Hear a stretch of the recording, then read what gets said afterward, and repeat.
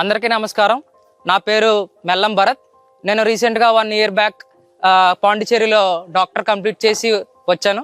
నేను కొన్ని పాయింట్స్ కోసం మాట్లాడతాను, ముఖ్యమైన పాయింట్స్. 5 years బ్యాక్ మన యానం ఎలా ఉంది, ఈ టూరిజం స్పాట్ ఎలా ఉంది. 5 years బ్యాక్ అంటే నేను చదవక ముందు, పాండిచేరి వెళ్ళక ముందు ఇక్కడ ఎలా చూశాను టూరిజం స్పాట్, దానికోసం మాట్లాడతాను. ఇప్పుడు యానంకి కావాల్సింది డెవలప్మెంట్, అంటే గుర్తింపు. యానం ఉందంటే ఒక గుర్తింపు కావాలి. ఇప్పుడు యానం పరిసర ప్రాంతాల నుంచి ఎవరైనా వచ్చారంటే వాళ్ళకి గుర్తింపు, యానంలో ఏమేమి ఉన్నాయి, ఇక్కడ ఏంటి మ్యాంగ్రూవ్ ఫారెస్ట్ ఉంది, అక్కడ టవర్ ఉంది, ఏం చెప్పుకోవడానికి యానం అనే ప్రాంతం ఆంధ్రప్రదేశ్ స్టేట్లో ఉందని ఒక గుర్తింపు ఈ అన్ని టూరిజం డెవలప్మెంట్ వల్ల వచ్చింది. ఇది మనం అందరూ గమనించాలి. కానీ 5 yearsలో ఈ డెవలప్మెంట్ అనేది కొంచెం తగ్గింది. ఇంకా మనం ఇంకా డెవలప్ చేసుకునే ఛాన్సెస్ ఇంకా చాలా ఉన్నాయి. ఛాన్సెస్ అన్ని మన చేతిలోనే ఉన్నాయి. ఎన్నుకుని ఎవరైతే ఇది అభివృద్ధి చేస్తారో అది మనకుంది. ఇప్పుడు పాండిచేరి చూసుకుంటే, పాండిచేరి అనేది చాలా టూరిస్ట్ స్పాట్. ఏంటి ఫారినర్స్ వస్తారు, అందరూ వస్తారు. ఎందుకు పాండిచేరికి అంత గుర్తింపు వచ్చింది? పాండిచేరి బీచ్ వల్ల. ఇంకా చాలా మందిరాలు కట్టారు. ఆరోవిల్ అనేది ఉంది.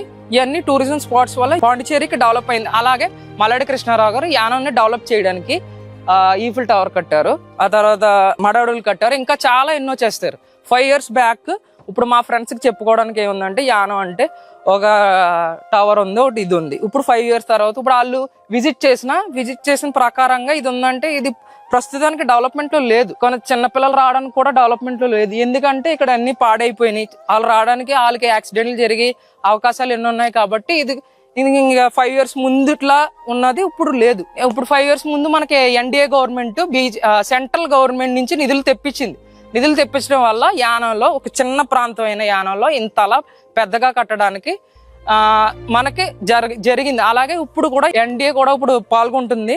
ఈ ఎన్డీఏ గవర్నమెంట్ లో ఎన్ఆర్ కాంగ్రెస్, బీజేపీ, ఇంకా ఇంకో గవర్నమెంట్ ఉంది.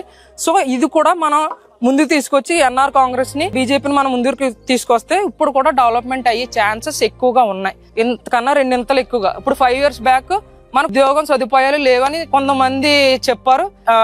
పచ్చి అబద్ధం అని నేను అనుకుంటున్నాను, నా ఊహకు తెలిసిన కాడి నుంచి. ఎందుకంటే నేను చాలా మందిని చూశాను, ఒక 35 to 40 members దాకా నేను చూశాను.